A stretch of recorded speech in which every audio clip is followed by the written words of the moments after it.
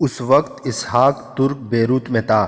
Beirut صلیبی حکمران بالڈوین کے فرنگی لشکر کی بہت بڑی چھاونی بنا ہوا تھا۔ اس سلسلے کی پچھلی اقساط میں سنایا جا چکا ہے کہ بالڈوین کو ایک شکست سلطان ایوبی کے بھائی العادل نے دی تھی، اور تھوڑے ہی عرصے بعد اس نے سلطان ایوبی کی فوج کو گھات میں لینے کی کوشش کی تو خود سلطان ایوبی کی گھات میں آ گیا۔ وہ گرفتار ہوتے ہوتے بچا اور دونوں بار اس کی فوج تتر بتر ہو کر پسپا ہوئی۔ وہ تو جیسے راتوں کو سوتا بھی نہیں تھا، ان دونوں پسپائیوں کا انتقام لینے کے منصوبے بناتا رہتا تھا۔ اس نے الملک الصالح کو اپنا اتحادی بنا لیا تھا، مگر اس کا اتحادی مر گیا تھا۔ اب وہ عز الدین اور عماد الدین کو سلطان ایوبی کے خلاف اپنے محاذ میں شامل کر رہا تھا۔ اس نے قاہرہ میں جاسوس بھیج رکھے تھے جو سلطان ایوبی کے ارادوں کا پتہ چلا رہے تھے۔ اسحاق ترک بیروت پہنچ چکا تھا اور بالڈوین کی ہائی کمانڈ تک پہنچنے کی ترکیبیں سوچ رہا تھا۔ وہاں جس سے ملتا اپنے آپ کو کسی مسلمان علاقے سے بھاگا ہوا عیسائی بتایا۔ اس طرح اس نے بہت سے لوگوں کی ہمدردیاں حاصل کر لی۔ وہ چونکہ ترکی کا باشندہ تھا، اس لیے سفید فام تھا، خوبرو اور تنو مند بھی تھا۔ گھڑ سواری، نیزہ بازی، تیر اندازی اور تیغ زنی میں خصوصی مہارت رکھتا تھا۔ اس کے بازو لمبے اور ان میں طاقت تھی۔ دماغ بھی تیز اور باریک بین تھا۔ دوسروں کا دل موہنے کے لیے، بھڑکانے کے لیے، ہر کسی کو اپنا گرویدہ بنا لینے کے لیے وہ مناسب ڈھونگ رچانے کے فن کا ماہر تھا۔ وہ اپنے ساتھیوں سے کہا کرتا تھا کہ میری اصل قوت میرا ایمان اور کردار ہے۔ ان دنوں بیروت میں سلطان ایوبی کے خلاف جنگی تیاریاں ہو رہی تھی۔ وہاں کے لوگوں کو فوج میں بھرتی کرنے کے لیے فوجی میلے ہو رہے تھے، جن میں فوجی کرتب دکھاتے اور تیغ زنی وغیرہ کے مقابلے کرتے تھے۔ ایک روز اسحاق ترک ایسے ہی ایک مقابلے کا تماشا دیکھنے جا پہنچا۔ یہ صلیبیوں کا ایک پرانا کھیل تھا۔ دو گھڑ سوار ہاتھوں میں لمبی برچیاں تانے ایک دوسرے کی طرف گھوڑے سرپٹ دوڑاتے اور ایک دوسرے کو برچی سے گھوڑے سے گرانے کی کوشش کرتے تھے۔ اگر کوئی پہلی بار نہ گرے تو ایک بار پھر ایک دوسرے کی طرف گھوڑے دوڑاتے اور ایک دوسرے کو برچی سے گرانے کے لیے وار کرتے تھے۔ سوار زرہ بختر پہنے ہوتے تھے۔ یہ مقابلہ ہوتا رہا، سوار گرتے رہے، دوسروں کو مقابلے کے لیے للکارتے رہے۔ ایک سوار نے کئی سواروں کو گرایا، اس نے کسی اور کو للکارا تو کوئی بھی سامنے نہ آیا۔ اسحاق ترک صحرائی لباس میں تھا، وہ میدان میں آ گیا۔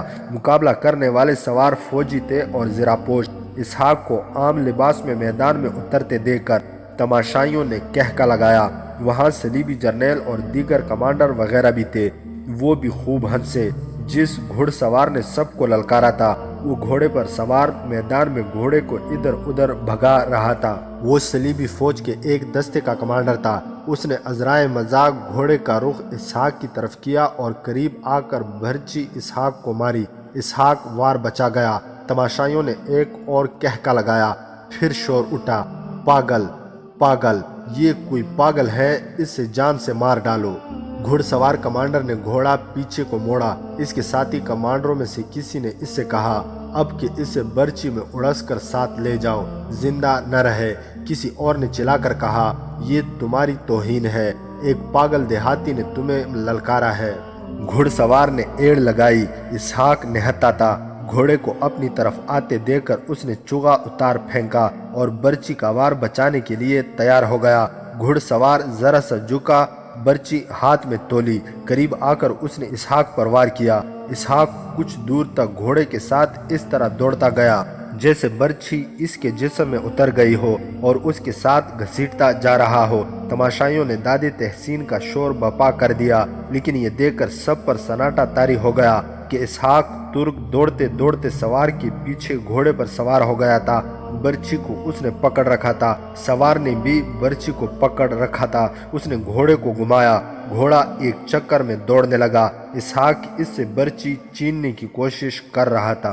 اس نے برچی چھین لی اور دوڑتے گھوڑے سے کود کر کھڑا ہو گیا۔ اس نے برچی لہرا کر للکارا، مجھے ایک گھوڑا دے دو، کوئی میرے مقابلے میں آ جائے، زرہ بختر کے بغیر مقابلہ کروں گا۔ گھڑ سوار کمانڈر گھوڑے سے اتر کر اسحاق کے پاس آیا۔ اس نے بازو پھیلا رکھے تھے۔ اس نے برچی زمین میں گاڑ دی۔ صلیبی سوار نے اسے گلے لگایا۔ اسحاق نے کہا کہ مقابلہ کروں گا، مجھے گھوڑا دے دو۔ اسے ایک گھوڑا اور ایک برچی دے دی گئی۔ وہ اسی کمانڈر کے مقابلے میں آیا۔ تماشائی دم بخود تھے، انہیں یقین تھا کہ یہ بدقسمت دیہاتی زیرہ بختر کے بغیر برچھی سے بہت بری موت مرے گا۔ دونوں گھوڑے دور آمنے سامنے کھڑے ہو گئے، اشارے پر گھوڑے دوڑے۔ کمانڈر نے برچی اسحاق کے پیٹ کے سیدھ میں رکھی ہوئی تھی۔ اسحاق نے اپنے جسم کو ذرا موڑ کر کمانڈر کا وار خطا کر دیا۔ اس کے ساتھ ہی برچی کمانڈر کے پیٹ میں لگی۔ کمانڈر گھوڑے کی دوسری طرف گر پڑا۔ اس نے غلطی یہ کی کہ اس طرف والا پاؤں رکاب سے نکالنا بھول گیا۔ گھوڑا اس سے گھسیٹنے لگا۔ اس مقابلے میں کسی تماشائی کو کسی سوار کی مدد کرنے کی اجازت نہیں تھی، سوار مر بھی جایا کرتے تھے۔ کمانڈر کو گھوڑا گھسیٹ رہا تھا۔ اسحاق نے گھوم کر دیکھا تو اس نے اپنے گھوڑے کو گھمایا، ایڑ لگائی اور کمانڈر کے گھوڑے کے پہلو میں آ کر اپنے گھوڑے سے کود کر اس کے گھوڑے کی پیٹھ پر جا بیٹھا، لگام کھینچی اور گھوڑے کو روک لیا۔ کمانڈر نے چونکہ زیرہ بختر پہن رکھی تھی، اس لیے اس کا جسم زمین کی رگڑ سے محفوظ رہا، ورنہ اس کی کھال اتر جاتی۔ کمانڈر نے اسے اپنے بازوؤں کے گھیرے میں لے لیا اور اس سے پوچھا کہ وہ کون ہے۔ اسحاق ترک نے بتایا کہ وہ مسلمانوں کے علاقے سے بھاگا ہوا عیسائی ہے۔ وہ اپنے آپ کو عام قسم کا عیسائی تو نہیں کہہ سکتا تھا، ایسی گھڑ سواری اور ایسی نیزہ بازی کا ماہر کوئی فوجی ہی ہو سکتا تھا یا کوئی اونچے خاندان کا فرد۔ اس نے کمانڈر کو بتایا کہ مسلمان اسے زبردستی فوج میں بھرتی کرنا چاہتے تھے، اس لیے وہ وہاں سے بھاگ آیا۔ کمانڈر اسے اپنے ساتھ لے گیا۔ یہ کمانڈر بالڈون کی فوج کا نائٹ تھا۔ نائٹ صلیبی فوج کا بہت بڑا اعزاز اور رتبہ ہوتا تھا جو اس کمانڈر کو دیا جاتا تھا، جو ذاتی طور پر نڈر اور ماہر جنگجو ہو اور اجتماعی طور پر بہت بڑے دستے کو جنگی اہلیت سے لڑا سکے۔ اس اعزاز کے لیے جو اوصاف دیکھے جاتے تھے وہ کسی کسی میں پائے جاتے تھے۔ یہ اعزاز جسے ملتا اسے سر سے پاؤں تک زیرہ بختر ملا کرتی تھی۔ صلیبیوں کے نائٹ جنگی قابلیت اور بے خوفی کی بدولت آج تک مشہور ہے۔ ان کا اتنا رتبہ ہوتا تھا کہ ان کے مشوروں سے بادشاہ اپنے فیصلے بدل دیا کرتے تھے۔ اسحاق ترک نے زیرہ بختر کے بغیر اس نائٹ کو پچھاڑ دیا اور اسے گھوڑے کے پاؤں تلے آنے سے بچا بھی لیا، تو نائٹ اس کی قدر و قیمت سمجھ گیا۔ اسے اپنے گھر لے جا کر نائٹ نے اسے شراب پیش کی۔ مسلمان جاسوسوں کے لیے یہ ایک مشکل پیدا ہو جایا کرتی تھی کہ دشمن کے علاقے میں وہ عیسائیت کا بہروپ دھار لیتے اور اونچے حلقوں میں بھی پہنچ جایا کرتے تھے، مگر وہاں شراب پانی کی طرح پلائی جاتی تھی۔ مسلمان شراب پینے سے گریز کرتے تھے، بہانے تراشتے تھے۔ بعض جاسوس شراب کے سلسلے میں شک میں پکڑے بھی گئے تھے۔ علماء ایسا فتویٰ دینے سے ہچکچاتے تھے کہ ان حالات میں شراب جائز ہے۔ صلاح الدین ایوبی نے یہ ہدایت جاری کی تھی کہ شراب پینے کی اجازت نہیں دی جا سکتی، کیونکہ مذہب حرام ہونے کے علاوہ یہ خطرہ تھا کہ شراب نوشی عادت بن جاتی تھی۔ دوسرے یہ کہ جس نے شراب کبھی نہ پی ہو وہ ہوش کھو کر اپنی اصلیت بے نقاب کر سکتا ہے۔ البتہ سلطان ایوبی نے کہا تھا کہ دشمن کے ملک میں شراب سے گریز کی کوشش کرو، اگر فرض کا تقاضا یہی ہو کہ شراب پی لو تو اتنی پی لی جائے جو بدمست نہ کرے۔ یہی مشکل اسحاق ترک کے سامنے آ گئی۔ وہ ایمان کا پکا تھا، اس نے پینے سے انکار کر دیا اور کہا، میری قوت آپ نے دیکھ لی ہے، اس کا راز صرف یہ ہے کہ میں شراب نہیں پیتا۔ میرے استاد نے مجھے کہا تھا کہ تمہارے جسم میں شراب چلی گئی تو تمہارے نیچے جو گھوڑا ہوگا وہ محسوس کرے گا کہ اس کی پیٹھ پر ایک کمزور انسان بیٹھا ہے، پھر گھوڑا بھی حکم نہیں مانے گا۔ اسحاق نے گردن سے لٹکتے دھاگے کو کھینچا، اس کے کرتے کے اندر سے چھوٹی سی سلیب باہر آئی۔ اسحاق نے کہا، میں نے اپنی طاقت کو اس سلیب کے تحفظ کے لیے صرف کرنے کے لیے سلیب ہاتھ میں رکھ کر قسم کھائی تھی کہ شراب نہیں پیوں گا، بدکاری نہیں کروں گا، میری قسم نہ توڑے۔ تم کہاں رہتے ہو؟ نائٹ نے پوچھا۔ گھر والے تمہارے ساتھ آئے ہیں؟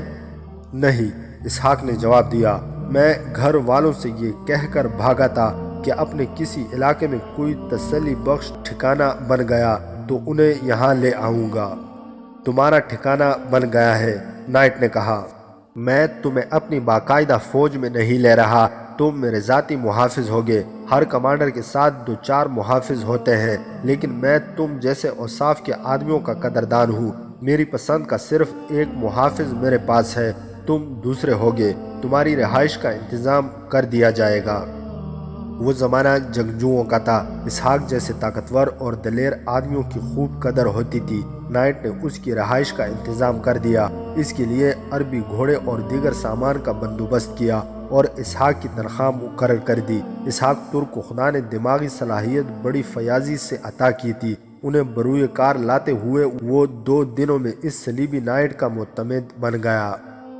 میری صرف ایک خواہش ہے، اس نے نائٹ سے کہا، جس طرح مسلمانوں کا قبلہ اول ہمارے قبضے میں آ گیا ہے، ان کے خانہ کعبہ پر بھی ہمارا قبضہ ہو جائے۔ اسلام تھوڑے سے عرصے میں ہمیشہ کے لیے مر جائے گا، اگر ساری دنیا پر نہیں تو دنیائے عرب پر صلیب کی مقدس حکمرانی ہو جانی چاہیے۔ تم خواب دیکھ رہے ہو میرے دوست، نائٹ نے کہا، مسلمانوں کو اتنی جلدی شکست دینا آسان نہیں۔ اگر ہم نے مسلمانوں کے کعبے کی طرف پیش قدمی کی تو ساری دنیا کے مسلمان اکٹھے ہو جائیں گے۔ انہیں چھوڑو، ہم ابھی تک اکیلے صلاح الدین ایوبی کو شکست نہیں دے سکے۔ آپ لوگ اپنے ہی پیدا کیے ہوئے وہموں کا شکار ہو گئے ہیں۔ اسحاق ترک نے کہا، مسلمانوں میں اتحاد نہیں رہا۔ صلاح الدین ایوبی اپنے مسلمان دشمنوں میں اکیلا رہ گیا ہے۔ کیا حلب اور موصل کے نئے حکمران عز الدین اور عماد الدین آپ کے حمایتی نہیں؟ وہ آپ کی مدد کے محتاج اور منتظر ہے۔ آپ کے جاسوسوں نے مسلمانوں کو کھوکھلا کر دیا ہے۔ میں آپ وہاں کی صحیح تصویر بتاتا ہوں۔ اس نے الفاظ میں ایسی تصویر پیش کی جس سے نائٹ کی باتیں کھل گئی۔ اسحاق نے ایسے مشورے دیے جو کوئی جرنیل ہی دے سکتا تھا۔ نائٹ کی آنکھیں کھل گئی۔ تم مجھے حیران کر دینے کی حد تک ذہین ہو، نائٹ نے کہا۔ ہم کچھ ایسے ہی منصوبے بنا رہے ہیں جو تمہاری خواہشوں اور عزائم کے مطابق ہیں۔ میرے اس مشورے کو ذرا اہمیت دے کہ صلاح الدین ایوبی کی طرح چھاپہ مار جیش تیار کرے، اسحاق نے کہا۔ ایک جیش میرے حوالے کر دے۔ میں مسلمان علاقوں اور ان کی نازک رگوں سے اچھی طرح واقف ہوں۔ مجھے دور اندر تک وہ جگہ معلوم ہے جہاں وہ رسد وغیرہ کے ذخیرے رکھتے ہیں۔ ادھر جنگ ہوئی تو ادھر ان کا کوئی ذخیرہ نہیں رہنے دوں گا۔ ایسا ہی ہوگا، نائٹ نے کہا، ہم تمہیں موقع دیں گے۔ میں نے تمہیں شمس و نساء کے ساتھ باتیں کرتے دیکھا تھا، انوشی عامر بن عثمان سے کہہ رہی تھی۔ وہ موصل میں تھے۔ عامر نے اسے محبت کا جھانسا دے دیا تھا۔ انوشی آدھی رات کے بعد اس کے کمرے میں آ گئی تھی۔ کہنے لگی، شمس و نساء مجھ سے زیادہ خوبصورت تو نہیں؟ اس کا نام نہ لو، عامر نے اکتاہٹ سے کہا۔ وہ شہزادی ہے، مجھے اپنا نوکر سمجھتی ہے اور حکم چلاتی ہے۔ میں کبھی اس کے پاس کھڑا ہوتا ہوں تو یہ حکم کی تعمیل ہوتی ہے۔ تم سے بھی میں اس لیے ڈرتا رہتا تھا، تمہیں بھی میں شہزادی سمجھتا رہا، لیکن تم نے میرا ڈر دور کر دیا ہے۔ پھر بھی کبھی کبھی ڈر آ ہی جاتا ہے کہ تم مجھے کسی دھوکے میں مبتلا کر رہی ہو۔ یہ نہ بھی ہوا تو اپنا یہ انجام مجھے صاف نظر آ رہا ہے کہ بڑوں نے مجھے تمہارے ساتھ دیکھ لیا تو مجھے تہہ خانے میں بند کر دیں گے۔ اگر تمہیں کسی نے تہہ خانے میں بند کیا تو میرے اشارے پر موصل کی اینٹ سے اینٹ بچ جائے گی، انوشی نے کہا اور اسے اپنے ساتھ لگا لیا۔ پیار سے بولی، تمہارا یہ ڈر بجا ہے کہ میں تمہیں کوئی دھوکہ دے رہی ہوں۔ میرا وجود ایک دلکش دھوکہ ہے، لیکن تم مجھے انسان کے روپ میں دیکھو، مجھے اپنی عبادت کرنے دو۔ انوشی پر بے خودی سی طاری ہو گئی۔ عامر بن عثمان کی انگلیاں اس کے بالوں میں رینگ رہی تھی۔ رات گزرتی جا رہی تھی۔ انوشی کے لہجے اور انداز میں خمار آ گیا تھا۔ عامر بن عثمان کے لیے یہ بڑا ہی سخت امتحان تھا۔ وہ جوان تھا، تنومند تھا اور وہ غیر شادی شدہ تھا۔ کئی بار اس کے جذبات اپنے قابو سے نکل چلے تھے۔ اس نے دل ہی دل میں دھیان خدا کی طرف کر دیا اور خدا سے التجائیں کرنے لگا کہ اس کی ذات باری اس سے صبر اور ہمت و استقلال عطا فرمائے۔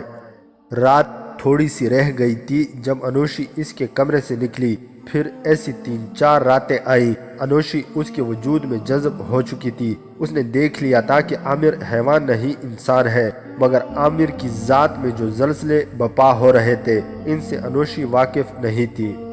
مجھے ان مسلمان حکمرانوں سے نفرت ہو گئی ہے، ایک رات عامر نے انوشی سے کہا۔ میں نے صلیبی حکمران نہیں دیکھے، ہمارے حکمرانوں سے تو اچھے ہوں گے۔ اس نے رازداری سے پوچھا، کیا یہ ممکن نہیں کہ صلیبی آ کر ان علاقوں پر قبضہ کر لے؟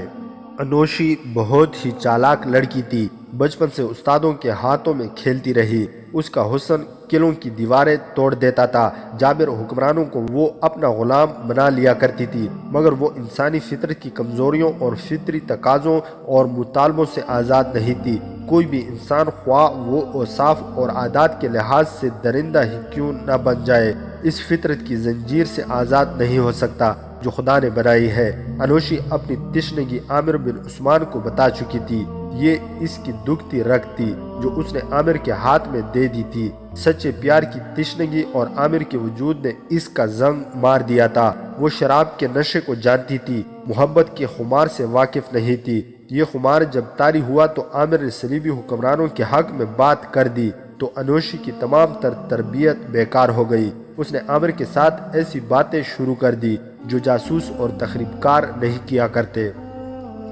عامر کا مقصد پورا ہو گیا۔ اس نے بچ بچ کر سوال پوچھنے شروع کر دیے۔ اگر اس وقت انوشی کو اس کے صلیبی استاد یا عز الدین اور اس کے وہ اعلیٰ حاکم دیکھتے جو اسے گوہر نایاب سمجھتے تھے تو یقین نہ کرتے کہ یہ وہ لڑکی ہے جسے وہ سوڈانی پری کہا کرتے تھے۔ وہ معصوم سی بچی بنی ہوئی تھی اور اسے ذرا بر احساس نہیں تھا کہ وہ سلطنت اسلامیہ کی جڑیں کھوکھلی کرنے کے بجائے صلیب کو دھیمک کی طرح کھا رہی ہے۔ عامر بن عثمان اس کی فطرت کے تقاضے پورے کر رہا تھا۔ انوشی جب اس رات عامر کے کمرے سے نکلی تو رات کا آخری پہر تھا۔ وہ بڑے اہم راز عامر کے سینے میں ڈال گئی تھی۔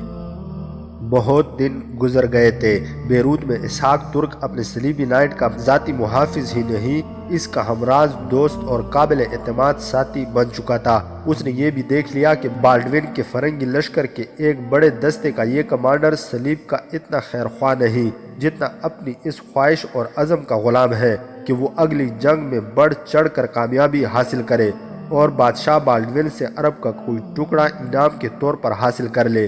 اس کے دماغ پر خود مختار حکمرانی سوار تھی اور اس کی سوچیں اس خواہش کے تابع تھی۔ اسحاق ترک اپنے استاد علی بن سفیان کی تربیت کے مطابق اس کی نفسیات سے کھیلنے لگا، جس طرح انوشی جیسی خطرناک لڑکی فطرت انسانی کی کمزوریوں اور تقاضوں کے سامنے بے بس ہو گئی تھی، اس طرح صلیبیوں کا یہ نائٹ اپنے نظریے سے ہٹ کر اور اپنی خواہشات سے مغلوب ہو کر یہ سوچنے کی ضرورت ہی محسوس نہیں کر رہا تھا کہ جس اجنبی کو اس نے اپنا دوست بنا لیا ہے وہ صرف اس کی نہیں، اس کے بادشاہ اور اس کی صلیب کی شکست کا پیمبر ہے۔ ایک روز نائٹ اسحاق ترک کو بیروت سے دور لے گیا۔ اسحاق کو پتہ چلا کہ نائٹ کا دستہ رات کو بڑی جلدی میں کوچ کر گیا ہے۔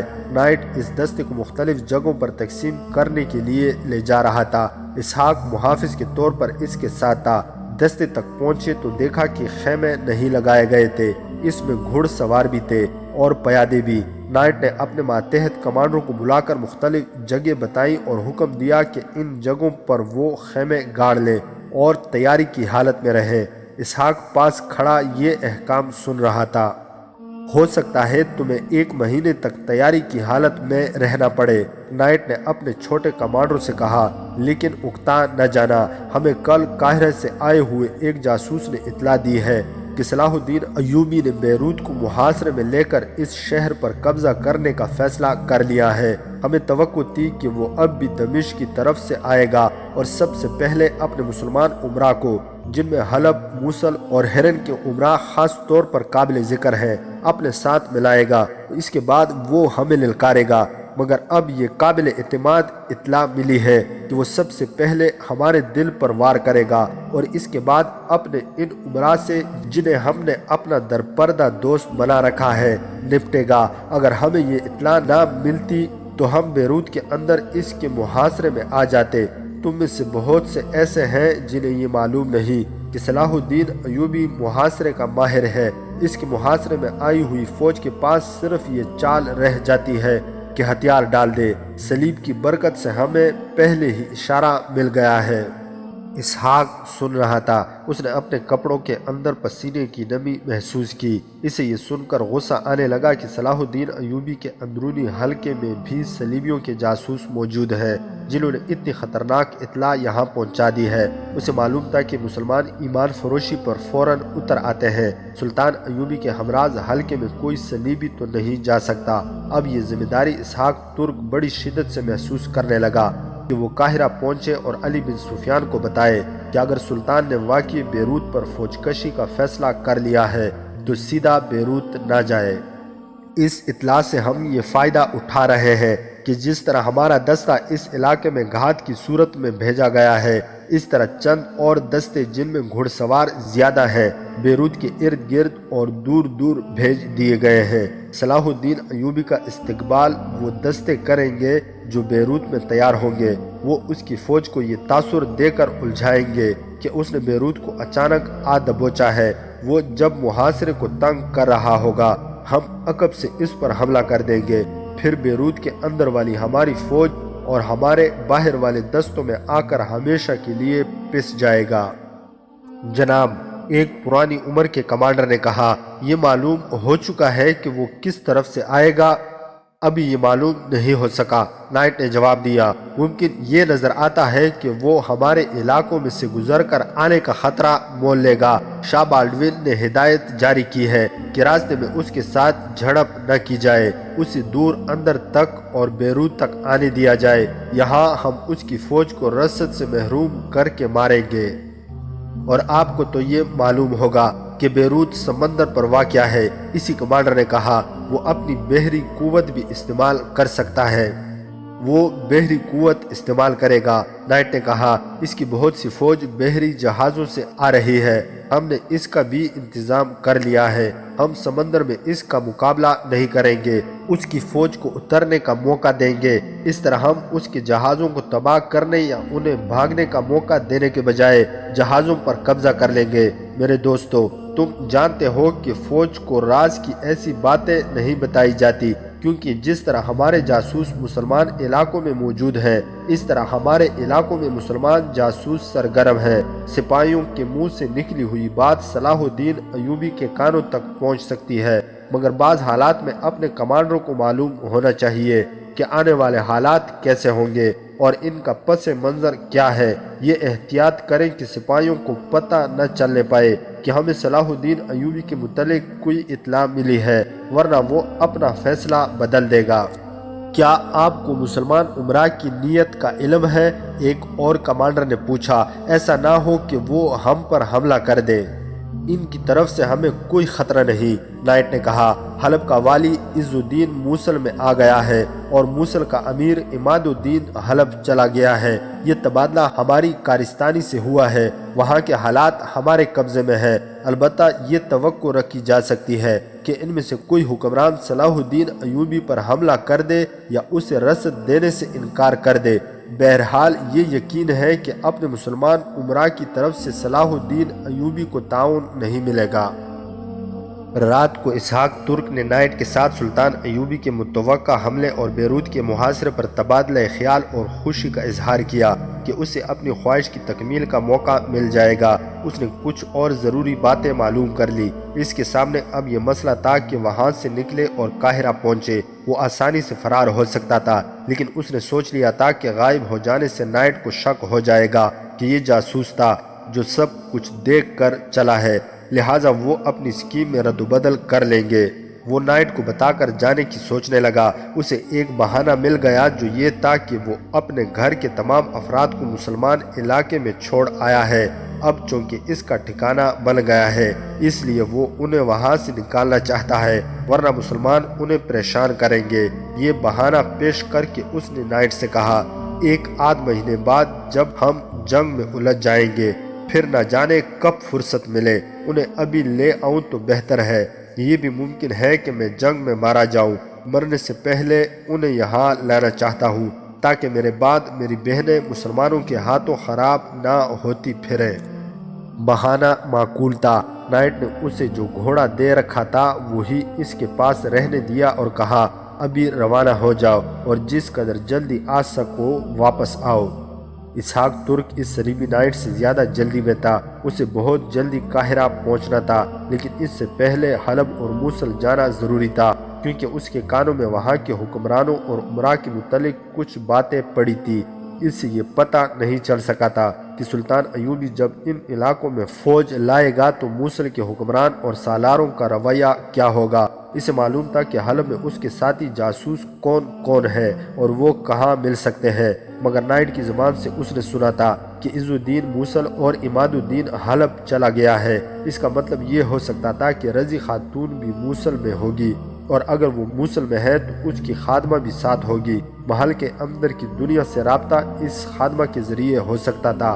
بہرحال اسے وہاں کے حالات کا اور حالات کی خبر دینے والے خفیہ ساتھیوں کا کچھ پتہ نہ تھا، سوائے دو کے جو موصل میں تھے۔ وہ اسی رات روانہ ہو گیا۔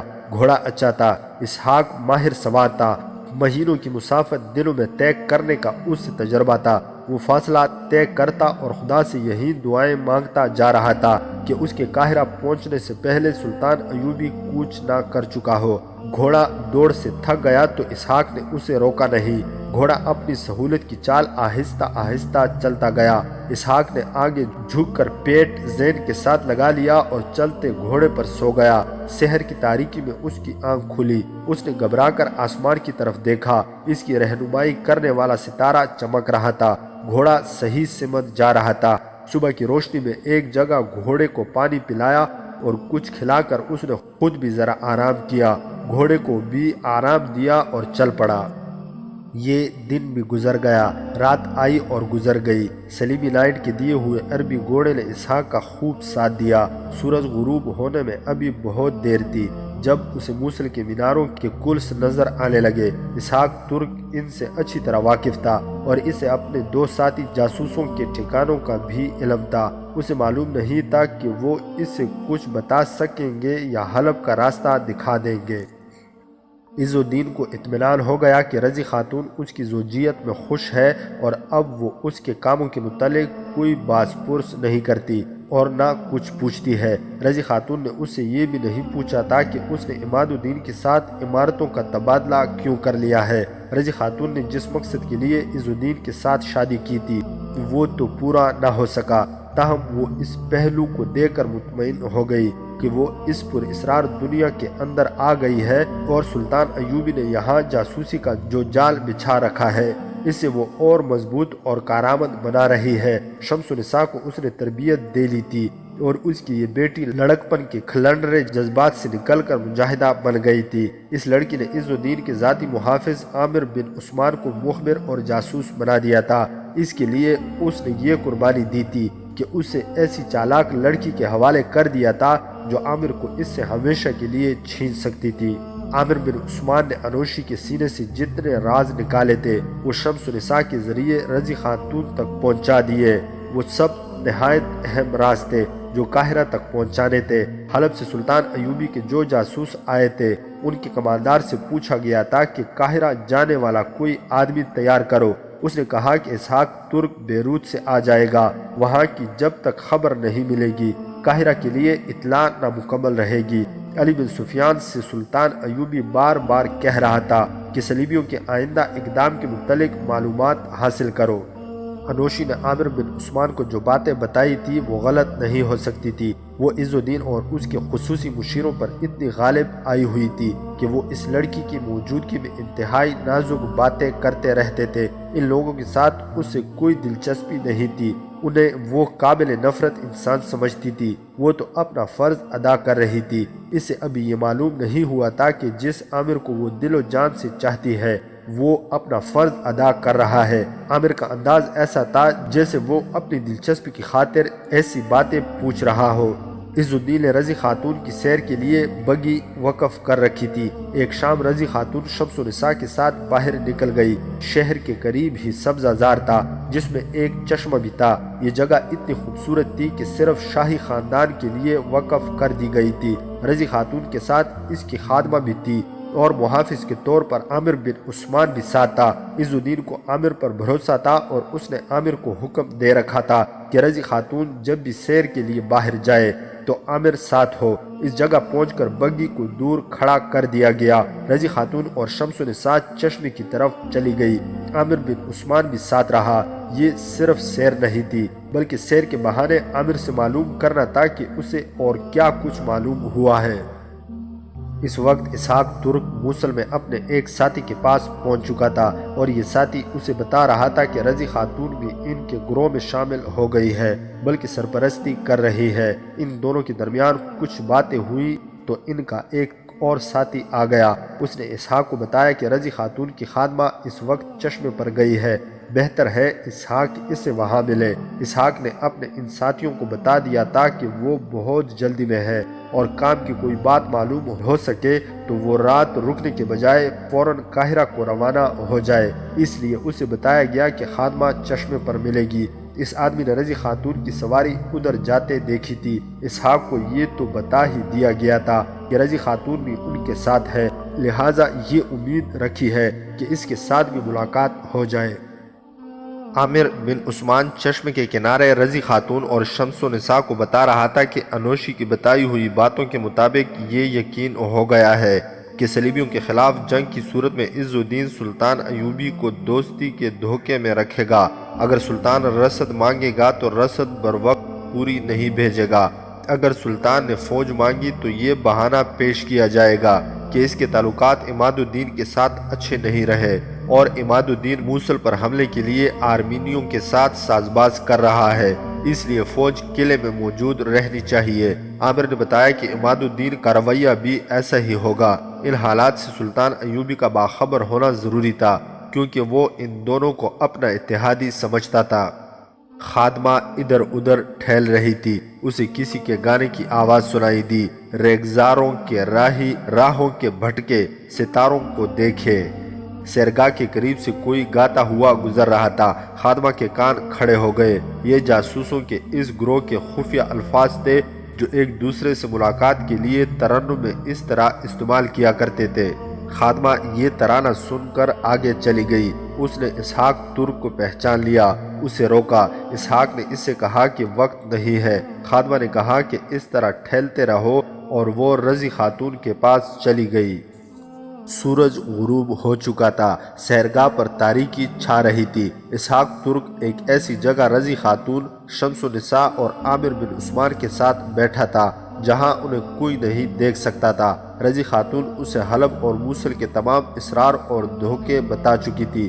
اس نے اسحاق سے کہا، صلاح الدین ایوبی سے کہنا کہ میں نے نور الدین زنگی کا مقام عز الدین کو دیا تھا۔ میں نے اس امید پر اپنے دل پر پتھر رکھ کر یہ فیصلہ کیا تھا کہ عز الدین کو زنگی مرحوم کا صحیح جانشین بنا دوں گی اور یہ زنگی کی طرح تمہارا دایاں بازو بنے گا، مگر شادی کے بعد یہ راز کھلا ہے کہ میں نے عمر بھر کی ایک بھیانک غلطی کی ہے، مجھے قید کر لیا گیا ہے۔ اب دمشق کی لاج تمہارے ہاتھ میں ہے۔ بیروت کے علاقے میں تمہارا جس طرح استقبال ہوگا وہ تم اسحاق سے سن لو گے۔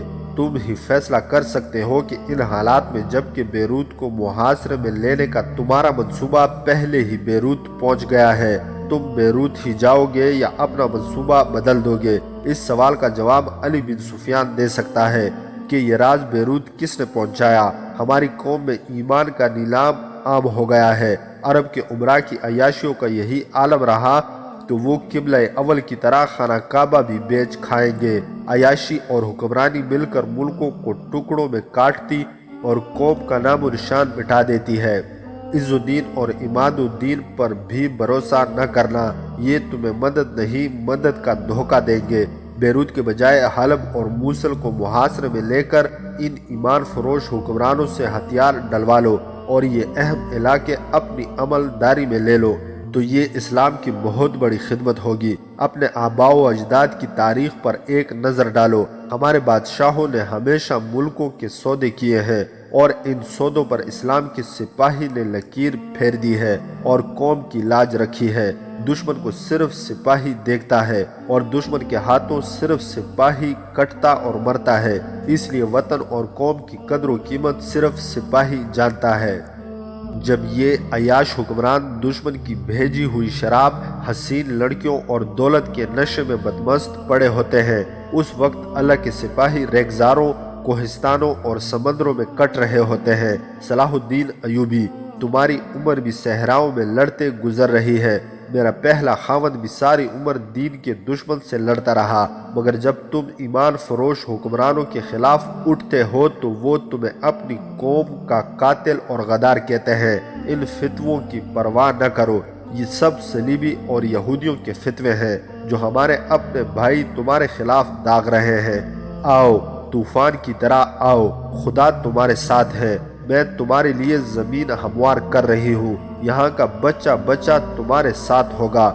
باقی خبریں اسحاق سے سن لینا۔ اسحاق ترک کو تمام تر معلومات دے دی گئی۔ وہ اٹھا اور پودوں کو رونتا ہوا باہر نکل گیا۔ اس نے کچھ ایسا محسوس کیا جیسے اس نے کسی کے قدموں کی ہلکی سی آہٹ سنی ہو۔ اس نے ادھر ادھر دیکھا، اسے یہ شک بھی ہوا جیسے اس سے کچھ دور ایک سایہ جاتا اور پودوں میں غائب ہوتا نظر آیا ہو۔ اس نے زیادہ توجہ نہ دی۔ اس کے ذہن پر یہ مسئلہ سوار تھا کہ جس قدر جلدی ہو سکے قاہرہ پہنچے، کہیں ایسا نہ ہو کہ سلطان صلاح الدین ایوبی فوج کے ساتھ کوچ کر چکا ہو۔ اس سے اس کامیابی کی بہت خوشی تھی کہ اسے ہر جگہ سے نہایت کارآمد معلومات مل گئی تھی۔ وہ اپنے ساتھیوں کے پاس گیا، بہت جلدی میں کھانا کھایا اور روانہ ہو گیا۔ اسے اپنا سفر اس وجہ سے لمبا کرنا پڑا کہ حلب میں اپنے کماندار سے ملنا ضروری تھا۔ وہ حلب پہنچا، کماندار سے ملا۔ اس نے اسحاق کو تازہ دم نہایت اچھی نسل کا گھوڑا دیا، پانی کے چھوٹے مشکیزے اور کھانے کی چیزوں سے تھیلا بھر کر گھوڑے کے ساتھ باندھ دیا۔ اسحاق قاہرہ کے لیے روانہ ہو گیا۔ اس رات کا ذکر ہے جس رات اسحاق سیرگاہ میں رضی خاتون سے ملا تھا کہ انوشی طبیعت کی خرابی کا بہانہ کر کے عز الدین اور اس کے قریبی ہمرازوں کی محفل میں نہ گئی۔ عز الدین اس کی مزاج پرسی کے لیے گیا تو انوشی کا چہرہ اترا ہوا تھا۔ وہ بات کرتی تو زبان ہکلاتی تھی۔ عز الدین نے اپنے طبیب کو بلایا۔ طبیب نے دوا دی جو انوشی نے یہ کہہ کر رکھ لی کہ کھا لے گی۔ اس نے کہا کہ وہ آرام کرنا چاہتی ہے، یہ شب بیداری اور زیادہ شراب پی لینے کے اثرات ہیں۔ عز الدین اور طبیب چلے گئے۔ انوشی دروازہ اندر سے بند کر کے لیٹنے کے بجائے کمرے میں ٹہلنے لگی۔ وہ بہت بے چین تھی۔ اس نے کئی بار کھڑکی کا پردہ اٹھا کر باہر دیکھا اور کمرے میں کبھی ٹہلتی، کبھی رکتی اور پھر کھڑکی کا پردہ ہٹا کر باہر دیکھتی۔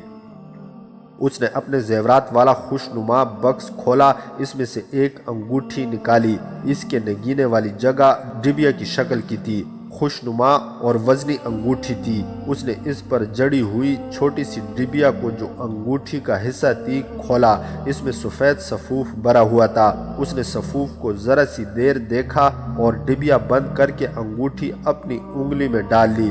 اس سے اسے کچھ سکون محسوس ہوا، جیسے اس نے اپنی بے چینی اور اداسی کا ذریعہ پیدا کر لیا ہو۔ رات آدھی گزر گئی تھی۔ اس کی ذاتی خادمہ اس کے کمرے کے قریب ایک کمرے میں سوئی ہوئی تھی۔ انوشی نے اسے کہہ دیا تھا کہ آج رات اسے اس کی ضرورت نہیں۔ آدھی رات کے بعد وہ خادمہ کے کمرے میں گئی اور اسے جگا کر کہا کہ عامر بن عثمان کو بلاؤ۔ اس کی خادمہ اس کی اور عامر کی ملاقاتوں کی رازدان تھی۔ وہ گئی اور عامر بن عثمان کو بلا لائی۔ انوشی نے خادمہ سے کہا کہ وہ کمرے کے باہر بیٹھی رہے۔ عامر، انوشی ایسے لہجے میں بولی جس سے عامر واقف نہیں تھا۔ آج شام وہ کون تھا جو سیرگاہ میں تم سب کے ساتھ بیٹھا تھا؟ کوئی بھی نہیں، عامر نے لا علمی کا اظہار کرتے ہوئے جواب دیا۔ میرے پاس کوئی نہیں آیا تھا، میں تو خاتون کی سواری کے ساتھ محافظ بن کے جاتا ہوں اور ان سے دور رہتا ہوں۔ عامر، انوشی نے بالکل ہی بدلے ہوئے لہجے میں کہا، مجھ سے زمین کی تہوں کے راز پوچھ لو۔ میں نے تمہیں دل کی گہرائیوں سے چاہا ہے، مگر تم نے مجھے کوئی سیدھی سادی صحرائی لڑکی سمجھ لیا۔ تم رضی خاتون، شمس النساء اور ان کی خادمہ اکٹھے بیٹھے تھے اور ایک اجنبی تمہارے درمیان بیٹھا تھا۔ راز و نیاز کی باتیں ہو رہی تھی۔ ثبوت چاہتے ہو؟ میں نقاب اوڑھ کر اور مستور ہو کر وہاں گئی تھی۔ تم سب سرگوشیوں میں باتیں کر رہے تھے۔ پھر وہ اجنبی وہاں سے اٹھا اور چلا گیا۔ میں وہاں سے آ گئی۔ اسحاق ترک جب ان لوگوں سے اٹھ کر جا رہا تھا تو اس نے کسی کے قدموں کی دبی دبی آہٹ سنی تھی اور کچھ دور ایک سایہ بھی دیکھا تھا۔ یہ انوشی تھی جو چوری چھپے رضی خاتون شمس النساء اور عامر بن عثمان کے پیچھے گئی تھی۔ عامر بن عثمان سے کوئی جواب نہ بن پڑا۔ اس نے کوئی بے معنی سی بات کی۔ انوشی استاد تھی، وہ سمجھ گئی کہ اس کے شکوک بے بنیاد نہیں۔ اس نے کہا، اگر شمس النساء اکیلی ہوتی تو میں سمجھتی کہ اس شہزادی نے تمہیں گیر رکھا ہے، مگر یہ معاملہ کچھ اور ہے۔ مجھے بتاؤ کہ تم مجھ سے یہ راز کی باتیں کیوں پوچھتے رہے ہو؟ ویسے ہی عامر نے ہنسنے کی کوشش کرتے ہوئے جواب دیا، ان باتوں کے ساتھ میری کیا دلچسپی ہو سکتی ہے؟ میں صرف اس سے لطف اٹھاتا تھا کہ ہم بادشاہوں کو کیا سمجھتے ہیں اور یہ اندر سے کیا ہے۔ عامر، انوشی نے قہر بری آواز میں کہا، تم جانتے ہو کہ میں کون ہوں۔ میرے اشارے پر اس شہر کی اینٹ سے اینٹ بچ سکتی ہے۔ مجھے میرے پیاسے جذبات نے دھوکہ دیا اور میں تمہاری محبت کے نشے میں اپنے فرائض فراموش کر بیٹھی اور تم اپنا فرض ادا کرتے رہے۔ پھر بھی میرے دل میں تمہاری محبت ہے، جس کا ثبوت یہ ہے کہ تم میرے کمرے میں زندہ اور سلامت ہو۔ میں اگر چاہتی تو اس وقت تم قید خانے کی اس کوٹھڑی میں بے ہوش پڑے ہوتے جہاں اذیتوں کے بعد غداروں اور جاسوسوں کو ڈال دیا جاتا ہے۔ میں نے تمہیں اس جہنم سے بچا لیا ہے۔ مجھے صرف یہ بتا دو کہ تم نے میرے سینے سے راز نکال کر اس اجنبی کو دیے ہیں اور وہ قاہرہ چلا گیا ہے۔ میرا خلوص اور میری محبت دیکھو کہ میں نے اس آدمی کو نکل جانے کی مہلت دی۔ میں اسے اسی وقت پکڑوا سکتی تھی، مگر تمہاری محبت نے میرا زہر چوس لیا ہے۔ اس کی آنکھوں میں آنسو آ گئے۔ میں جو اتنا دلکش دھوکا ہوں، دھوکے کا شکار ہو گئی ہوں۔ تم جیت گئے۔ سچ کہہ دو عامر، سچ کہہ دو۔ ہاں انوشی، عامر نے کہا، تم نے اپنا فرض ادا کیا ہے، میں نے اپنا فرض ادا کیا ہے۔ تم مجھے قید خانے میں بند کرا دو۔ انوشی کے آنسو بہہ نکلے تھے، لیکن اس نے کہکا لگایا اور کہا، بس اتنی سی بات پوچھنی تھی جو تم نے بتا دی ہے۔ تمہیں کوئی قید میں نہیں ڈال سکتا۔ اب میں بھی اس خوشنما پنجرے سے آزاد ہو جانا چاہتی ہوں۔ تم شراب نہیں پیتے، میں تمہیں بادشاہوں کا شربت پلاؤں گی۔ وہ اٹھی اور اس میز کے پاس جا کھڑی ہوئی جس پر سراہی رکھی تھی۔ اس کی پیٹھ عامر کی طرف تھی۔ انوشی نے 2 پیالے اپنے سامنے رکھے، ناخن سے انگوٹھی کے ساتھ جڑی ہوئی ڈبیا کھولی۔ اس میں جو سفوف تھا وہ کچھ ایک پیالے میں اور باقی دوسرے پیالے میں ڈال دیا۔ عامر نہ دیکھ سکا۔ انوشی نے دونوں پیالوں میں سراہی سے مشروب ڈالا، ایک پیالہ عامر کو دے دیا، ایک اپنے ہاتھ میں رکھا۔ سونگھ لو، انوشی نے کہا، یہ شراب نہیں شربت ہے، یہ میری محبت کا جام ہے، پی لو۔ اس نے پیالہ ہونٹوں سے لگا لیا، عامر نے بھی پیالہ ہونٹوں سے لگا لیا، دونوں نے پیالے خالی کر دیے۔ انوشی نے اس کے ہاتھ سے پیالہ لے لیا اور دونوں پیالے پرے پھینک کر بازو عامر کے گلے میں ڈال دیے۔ اپنے رخسار اس کے گالوں سے رگڑتی ہوئی بولی، اب ہم آزاد ہیں۔ انوشی اچک کر عامر سے الگ ہو گئی اور بولی، تم بھی غنودگی محسوس کر رہے ہو؟ ہاں، عامر نے جواب دیا، میں گہری نیند سے اٹھ کر آیا ہوں، نیند پریشان کر رہی ہے۔ اب ہم دونوں اتنی گہری نیند سوئیں گے کہ ہمیں کوئی جگا نہیں سکے گا۔ انوشی نے ایسی آواز میں کہا جس میں غنودگی کا نمایاں اثر تھا۔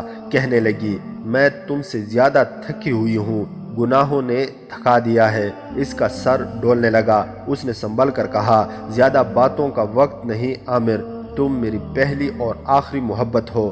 اب ہم اگلے جہان میں اکٹھے اٹھائے جائیں گے۔ میں اپنا فرض ادا کر چکی ہوں، تم اپنا فرض ادا کر چکے ہو۔ میں نے اس شربت میں وہ زہر ملایا تھا جو مجھ جیسی لڑکیوں کو دے کر پردیس بھیجا جاتا ہے۔ یہ ضرورت کے وقت کے لیے دیا جاتا ہے، اس سے کوئی تکلیف اور تلخی محسوس نہیں ہوتی۔ بڑی میٹھی غنودگی میں انسان ہمیشہ کی نیند سو جاتا ہے۔ میں اس لیے زندہ نہیں رہنا چاہتی کہ زندہ رہی تو تمہیں سزا دلا دوں گی۔ تمہیں اس لیے زندہ نہیں رہنے دیا کہ کوئی اور لڑکی یہ نہ کہے کہ عامر کو اس سے محبت ہے۔ عامر بن عثمان لیٹ گیا، جیسے وہ انوشی کی باتیں سن ہی نہیں رہا تھا۔ اس کی آنکھیں بند ہو چکی تھی، انوشی کا سر ڈول رہا تھا۔ وہ لڑکھڑاتے قدموں سے دروازے تک گئی۔ خادمہ دروازے کے ساتھ ہی کھڑی تھی۔ اسے اندر بلا کر کہا، ہم دونوں نے زہر پی لیا ہے، سب کو بتا دینا کہ ہم نے خود زہر پیا ہے، کسی اور نے نہیں پلایا۔ کوئی صلیبی ملے تو اسے بتا دینا کہ سوڈان کی پری اپنا فرض ادا کر کے مری ہے۔ اس کی آواز دب گئی، وہ گرتی گرتی عامر تک پہنچی۔ خادمہ دوڑتی باہر نکلی۔ تھوڑی دیر کے بعد کمرے میں کئی لوگ آ گئے۔ انہوں نے دیکھا کہ عامر بن عثمان پلنگ پر چت پڑا ہے اور انوشی اس کے ساتھ لگی اس طرح لیٹی ہوئی ہے کہ اس کا سر عامر کے سینے پر اور اس کا ایک ہاتھ عامر کے سر پر تھا، جس کی انگلیاں بالوں میں الجھی ہوئی تھی۔ دونوں مرے ہوئے تھے۔ داستان ایمان فروشوں کی اگلی قسط آپ لوگ ہماری نیکسٹ ویڈیو میں ملاحظہ کر سکتے ہیں۔ مزید حقیقی اور تاریخی واقعات کے لیے اس چینل کو سبسکرائب کرنا نہ بھولیے گا۔